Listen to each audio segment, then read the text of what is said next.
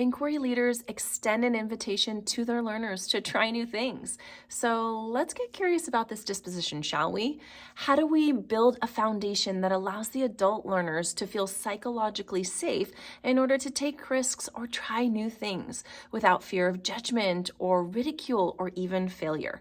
We do that by engaging in authentic and rich conversations with our learners, provoking their thinking and nudging their practice along by sharing the ways that we are stretching ourselves as leaders, the questions that we have, and the things that we are curious about, the same way that I am doing with you here today.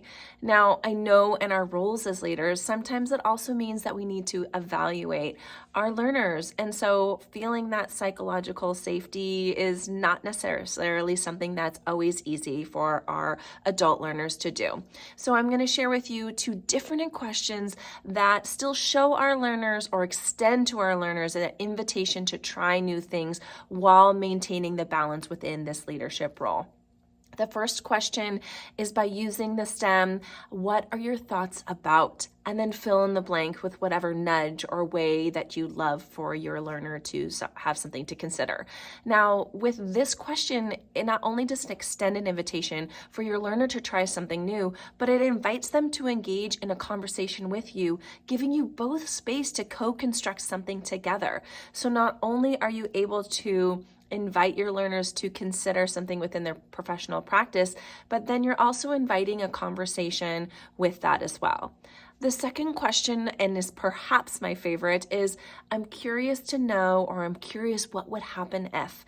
And this question is my favorite because it has a sense of play and allows, again, some space for our learners to be able to feel safe or feel a little bit more playful or take a risk and consider something that might be a little bit of a stretch for them.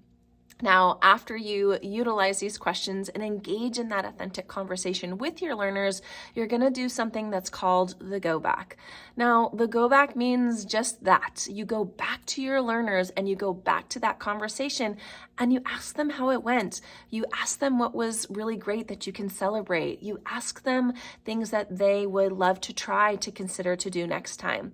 And so with that invitation, not only do we utilize these questions to be able to invite that conversation and to nudge our learners along, but what it does is it helps put them in charge of their own learning and their own growth, and then helps you maintain that facilitator role, nudging their thinking and nudging them within their practice. So I'm curious to see what bubbles up for you and what bubbles up for your learners by extending this invitation to try new things.